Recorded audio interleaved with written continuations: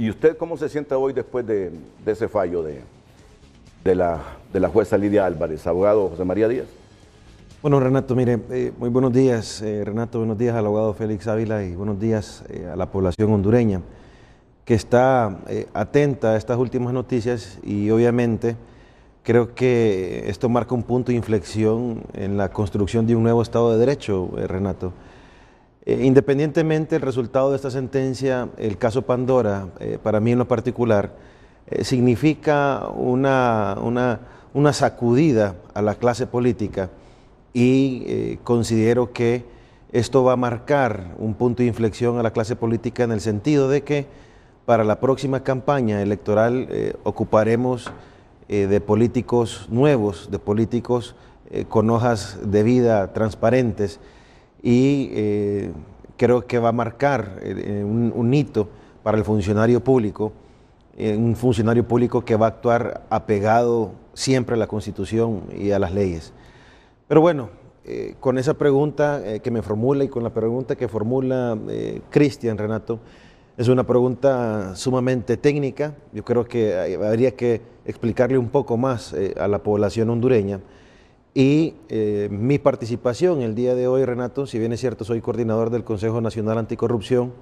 El viernes nos reunimos como comité ejecutivo y el viernes también tuvimos asamblea en el Consejo Nacional Anticorrupción.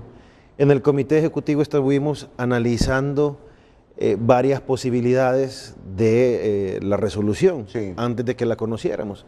Estábamos viendo qué escenarios se podían dar. Lo que sí le puedo decir que los miembros del comité ejecutivo que participamos con la directora, la abogada Gabriela, que le invité a que nos acompañara hoy, pero ella tuvo está estudiando unas líneas de investigación hasta altas horas de la noche y se le hizo imposible acompañarnos el día de hoy. Lo que sí le puedo decir, Renato, que no le pegamos de los escenarios que planteamos, no le pegamos a ninguno, ¿verdad? Nosotros habíamos considerado que iba a haber ciertas condenas para algunos, absoluciones para otros. Sin embargo, nunca analizamos la posibilidad de la recalificación del delito y al final de cuentas eso fue lo que sucedió. La ley de lavado de activos, Renato, del 2015, ya formula o tipifica la ley el tipo penal de lavado de activos de forma autónoma o independiente. En realidad no ocupamos una reforma del decreto del 2015. En realidad, si los hechos hubieran sucedido después del 2015, el 30 de abril para ser más específicos, cuando sale publicado en el Diario Oficial de la Gaceta la nueva ley de lavado de activos, ya constituye ese delito de una forma autónoma e independiente. ¿Qué significa esto?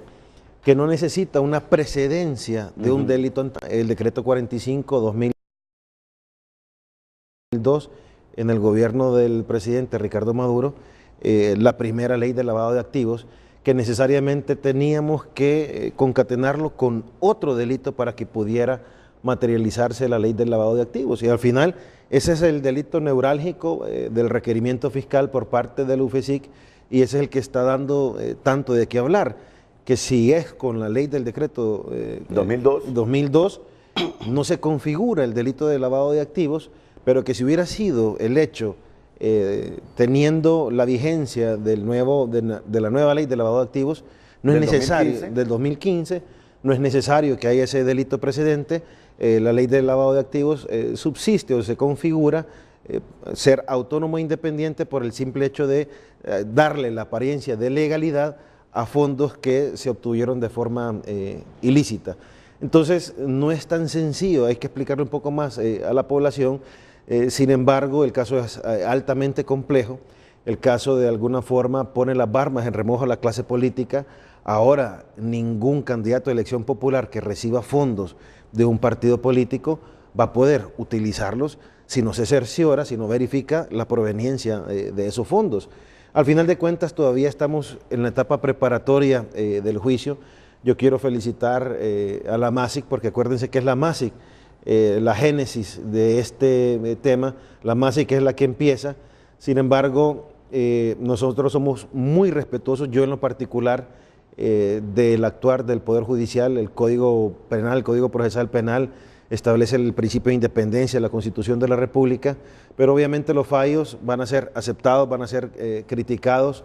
La parte defensora obviamente considera que un fallo que les favorece, no sé si la parte defensora también apeló, pero para eso estamos, para tratar de arrojar un par de luces a la sociedad hondureña para que entienda el actuar del Poder Judicial, en este caso la juez natural, y también ver el aspecto sociológico en el contexto que estamos viviendo como país. Entonces, en los escenarios del CNA, el viernes o el jueves, el escenario de la recalificación... No lo habíamos contemplado. No lo vieron. Por parte del comité ejecutivo, los miembros asambleístas, no lo vimos, o sea, nadie lo planteó. La directora ejecutiva, la abogada Gabriela Castellanos, sí pensó, sí deliberó que existía una posibilidad de la calificación y ella se decantó más que todo por ese lado. Nosotros, hay 3 abogados en el comité ejecutivo, no contemplamos ese escenario. Pensamos que el tratamiento que se le dio al exministro Jacobo Regalado Weissenbol en la resolución final iba a ser igual para otros imputados si pensábamos que las personas que habían hecho uso de ese dinero sin saber de la procedencia, no pensábamos que iban a tener esa recalificación, sino que se les iba de alguna forma a absolver con el sobreseimiento definitivo, y que no fue el caso tampoco, sino que hay que explicarle a la población que la juez natural considera que se configuró un ilícito penal, ¿verdad? Eso sí debemos de tenerlo claro, sí. No hay absolución, la juez natural con los hechos y con la argumentación jurídica, tanto hecha por el Ministerio Público como por la parte defensora, la juez natural considera que hay un ilícito penal, el encubrimiento por receptación, y el proceso penal va a seguir su desarrollo ya con esa figura, con ese tipo penal que ella ha recalificado en la resolución del día viernes. Y usted, al final está ya para concluir este segmento, ¿está o no de acuerdo con la aplicación de esa ley de lavado de activos del 2002 que no considera como precedente los delitos en perjuicio de la administración pública? Que fue el argumento de la juez Lidia Álvarez. Pues si nos vamos a estricto derecho, es la ley aplicable, Renato. La ley no es retroactiva y solo en materia penal puede ser retroactiva cuando favorece el reo. Si la ley del 2015 de lavado de activos hubiera sido mucho más benevolente que la ley del 2002, la juez natural hubiera podido utilizar la ley del 2015. Sin embargo, como es más gravosa, es más dura, ella está utilizando la ley que aconteció, que estaba vigente cuando acontecieron los hechos. Entonces, por los momentos, de mi parte, yo miro con absoluta normalidad cómo se ha desarrollado el proceso penal. Obviamente vamos a estar viendo con mucho interés cómo se sigue desarrollando el mismo y vamos a estar también prestos para denunciar cualquier irregularidad o si el proceso se sigue desarrollando como ha estado ahorita con absoluta normalidad. Bueno, ahora vamos a escuchar al abogado Félix Ávila, ex juez y profesional de las ciencias jurídicas que defendió a 2 de los imputados o defiende a 2 de los imputados en el caso Pandora. Sus valoraciones, abogado Félix Ávila. Bueno, Renato, algunas aclaraciones que es importante decirlas aquí para la ciudadanía, para la sociedad, y es que no podemos hablar de un juzgamiento total, ¿verdad? Ahí, ¿verdad? No se trata de absolver o condenar, tal vez las expresiones no son adecuadas, es apenas el inicio de un proceso penal, es una etapa preparatoria, es decir, no es un fallo en realidad en el sentido estricto de la palabra, porque... Es que el debate de la semana pasada es si se quedaban presos o no. Sí. Ese fue el debate de la semana pasada. Lamentablemente la sociedad hondureña piensa que persona presa es persona condenada, persona presa es culpable. Entonces, de repente, los escenarios, creo que el mayor pesar que puede darle a ciertos sectores de la sociedad y los sectores interesados, en este caso, yo creo que de repente es la libertad de las personas. Creo que el debate es ese en realidad, porque aquí se viene creando un ambiente desde hace muchísimos años, en el sentido, pues, que hay que rellenar las cárceles con personas, porque de esa manera, entonces, se lleva un mensaje que, pues, está haciendo justicia. Entonces, fíjense una situación, en todos los casos, excepto en 2, 3 personas, se dictó sobreseimiento definitivo porque entendió la jueza que no había absolutamente ningún delito en relación a ellos. Sin embargo, la jueza consideró que había algún delito que imputar a la mayoría de los imputados. En ese sentido, pues podría pensarse, podría verse como positiva desde el punto de vista de una acusación esta decisión de la jueza. Sin embargo, estoy seguro de que la gente lamenta, o los acusadores lamentan, el hecho de que no están privados de libertad. Entonces, ¿pero por qué? Por eso, ¿verdad? Por esa situación ahí de que la sociedad entiende, o se le ha llevado el mensaje a una sociedad mal informada, que si la persona va a tribunales, pero sale de ahí con una medida que le garantiza su derecho a la libertad y a su estado de inocencia, entonces ahí hubo un fallo cuestionable, que el órgano jurisdiccional o el Poder Judicial se vendió y todas estas cosas. Entonces yo creo que debemos educar a la gente que no necesariamente las personas deben estar privadas de libertad, porque, mire, aquí Renato se pone, yo creo que es importante decirlo, ¿merecía la pena que se privara de libertad siquiera por 3 días a estas personas por un delito mal calificado por el Ministerio Público? Las preguntas son, ¿sabía el Ministerio Público que efectivamente esos hechos calificados conforme a la ley de 2002 no eran lavado de activos? Y por lo tanto no debió haber imputado el delito de lavado de activos. Y si sabía, ¿por qué lo hizo? Simple y sencillamente, de repente, porque lo que se quería era llevar el impacto ante la sociedad, que estas personas deberían ser capturadas, sacadas de sus casas con violencia y luego después encarceladas para que la gente estuviera satisfecha. Y esto es lamentable, porque, y eso lo sostuvimos en la audiencia, y yo fui de los que dije junto con otros ahí, el juez de letras en la audiencia de imputado no tiene la obligación de atarse al artículo 184 del Código Procesal Penal e imponer necesariamente la detención judicial, porque el 184 del Código Procesal Penal habla de la prisión preventiva, cuestión que es tratable hasta en la audiencia inicial. ¿Y por qué? Porque en la audiencia de imputado el juez no hace una valoración de los hechos, se atiene nada más a el requerimiento fiscal, pero el requerimiento fiscal es la posición del Ministerio Público. El juez allí en la audiencia inicial lo que debe hacer es garantizar la libertad del imputado y todos los derechos fundamentales. De manera pues que si de repente se hubiera dictado una medida distinta a la detención judicial, vea usted, jamás se les hubiera privado de la libertad a estas personas, pero parece que la idea de algún otro modo es, bueno, de repente por lo menos estuvieron 3 días en la cárcel, ¿verdad? Y si se les expone, como en otros casos, públicamente, entonces después por lo menos eso. Entonces, yo creo que es lamentable esto. Pero eso le demuestra el hastío que hay en la sociedad, el hastío que hay en la sociedad sobre la corrupción, y que la opinión pública, y yo sé que el juez al final es el que condena y determina si alguien es o no culpable. Investiguemos bien. Correcto, yo estoy de acuerdo en eso.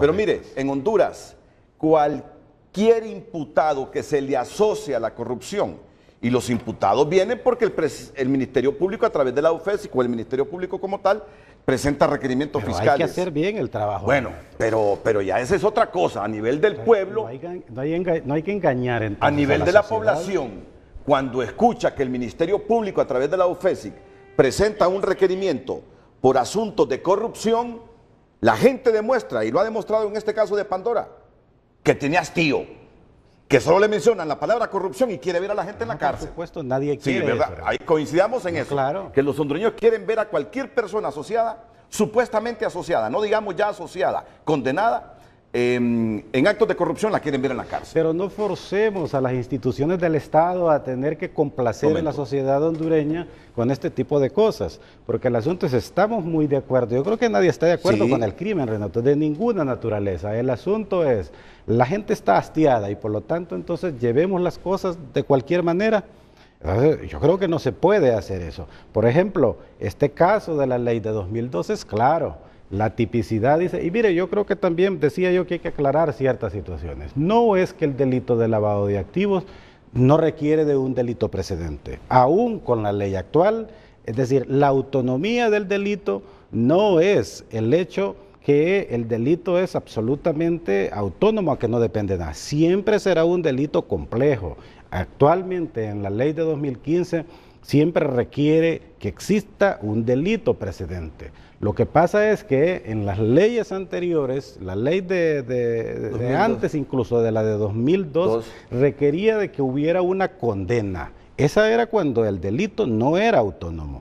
Entonces tenía que producirse una condena previa en un delito de tráfico de drogas o cualquiera de estos, y si no había condena, entonces jamás podía haber delito. Esta vez, cuando hablamos de autonomía, es que independientemente de una condena o no, siempre el delito puede existir, pero obviamente siempre tiene que existir acciones precedentes. Más que todo, de repente, así debería hablarse, porque no hay que llevar a la confusión que hoy día un delito de lavado de activos no requiere. La única forma donde el delito es totalmente, vamos a decir, autónomo es cuando dice, ¿verdad?, cuando de cualquier modo no se dé razón del origen de los bienes. Entonces, de repente, usted anda con cierta cantidad de dinero que las leyes dicen que usted no puede andar encima y usted no explica qué hace con $20,000 en el bolsillo, entonces de repente eso ya la ley lo considera por sí como lavado de activos, independientemente de dónde venga ese dinero. Pero yo creo que debemos dejar bien claros aquí que aún en la actual ley siempre se requiere la precedencia de unas acciones, pero está claro, yo creo que el Ministerio Público sabía, y digo yo, sabía o estaba obligado a saber que conforme a la ley, y es que el Ministerio Público no estaba acusando con la ley del 2015 en adelante, porque sabe que no es aplicable, pero sí sabía o estaba obligado a saber que esos hechos no podían ser constitutivos de un delito de lavado de activos.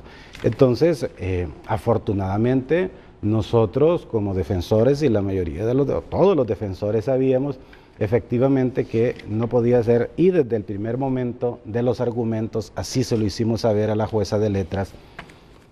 Yo creo que debemos valorar la posición profesional, ecuánime de la jueza de letras natural, y en este caso muy profesional, en haber entendido, haberse decantado por esa posición porque es la correcta. Y yo tengo que decir, ¿verdad?, aquí, porque yo escuché, bueno, leí, mejor dicho, ha trascendido ahí ciertos mensajes o tweets donde se dice, hubiera sido diferente la decisión del Poder Judicial si este caso hubiera sido juzgado o por lo menos conocido en el nuevo circuito anticorrupción. Yo creo que aquí debemos valorar la independencia del Poder Judicial y de la jueza. Nosotros, como abogados y como conocedores de la materia, hemos visto decisiones lamentables de los jueces anticorrupción. Yo litigo ahí en ese tribunal y lamento de repente que, por ejemplo, los jueces anticorrupción ahí se encuentren, pareciera, como todavía amarrados, como que tiene un cordón umbilical todavía que los une. ¿O son más libres cuando se trata de gente así pudiente para dictar sentencia? Porque se puede interpretar así también. Hemos visto totalmente diferente de que hay, y se han dicho, no lo digo yo, pero se han dicho de repente el origen de algunos jueces anticorrupción vienen de la fiscalía. Se dice incluso que hay algunos que fueron parte de la fiscalía, donde el fiscal jefe de la UFESIC entonces hay una situación donde pareciera de que hay una cierta dependencia, y yo lo mencioné, lo dije en algún programa de este tipo, que no me parecía que la Maxi estuviera patrocinando y asesorando la cuestión del Poder Judicial. ¿Por qué? Porque esto puede crear en el ánimo de algunos profesionales cierta dependencia y creer que debe responder a los intereses de estos entes. Entonces, mire usted, por ejemplo, este tipo de situaciones y de amenazas que se hacen, perder una visa, ser enjuiciados. Bueno, aquí está el representante del CNA. Yo lamento enormemente que se hagan las cosas de esa manera, y tal vez no lo he hecho él, pero al día siguiente en que se produjo una decisión de una corte de apelaciones, de ahí de ese circuito, inmediatamente se le fueron a presentar una denuncia por un delito de prevaricato. ¿Cómo se puede hacer eso? El artículo 20 o el 21 del Código Procesal Penal dice que las decisiones de los jueces deben respetarse y deben acatarse por todos, y que ese irrespeto puede ser constitutivo de un delito. Entonces, yo creo que no se puede hacer así. Cuando yo voy como litigante, si usted es juez, a denunciarlo porque no me favoreció, realmente eso yo lo estoy amenazando, Renato. Entonces, creo que aquí están, bueno, incluso la propia Sala de lo Constitucional está denunciada también, y esa jueza de Letras Natural forma parte de esa sala y proferió un fallo y también tiene ante ello una denuncia, está amenazada. Entonces, ¿y amenazada de qué? Lo peor de todo es que se le imputan delitos que, conforme a ese artículo oprobioso del 184, tampoco una persona puede defenderse en libertad. Entonces estamos aquí, que los jueces se encuentran amenazados. Abogado, pero debemos reconocer, yo lo entiendo a usted, porque en el primer mundo, donde hay más cultura y más respeto a los jueces, una sentencia de un juez se respeta y casi nadie la debate, ¿verdad? Pero históricamente todos aquí coincidimos. Pero cambiemos. Que nuestra justicia ha sido muy débil y que ha bailado al son de los intereses. Y mientras no se le demuestre a la gente en Honduras que los jueces son independientes, la gente va a estar pensando que el juez besa el puñal cuando este es de oro. Y usted, que es casi generacional con nosotros, sabe que ese es el pensamiento histórico que tenemos los hondureños, ¿verdad? Yo he ido a ver, mire, aquí en el interior del país pasan cosas terribles. Me ha tocado a mí tener que ir en algunas ocasiones y ver claramente de que algunos jueces se apegan totalmente a la posición de los fiscales, lamentablemente en perjuicio de los intereses de los imputados. Y es que, mire, yo creo que, insisto, el problema es aquí, el problema es que hay como una sed de venganza y se quiere ver a las personas en la cárcel. Pero es por lo mismo, abogado, es por lo mismo.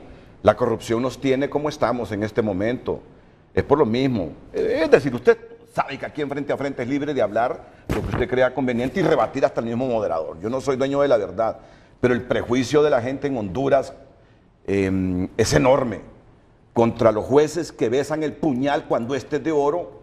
Y además, la gente está hastiada de la corrupción y por eso es la reacción. Ahora, en este caso, ya lo decía el abogado José María Díaz, se extrajeron 282 millones de lempiras del erario público, que era dinero para proyectos sociales, para reducir la pobreza. Y lo que hicieron fue desviar esos 282 millones a través de 2 ONGs para campaña política, para pagarle préstamos a un partido. Indistintamente que haya reconfigurado el delito de lavado de activos la juez Lidia Álvarez, ahí hay un acto de corrupción bárbaro. Es cierto, casi todos se van a defender en libertad, pero el delito de haber extraído dinero sagrado, público, para reducir la pobreza y meterlo en campañas políticas y pagar préstamos de partidos, eso no lo olvida la gente y se prejuicia más. Vamos a seguir en el debate con el abogado Félix Ávila, con el abogado José María Díaz, inmediatamente después de la pausa comercial.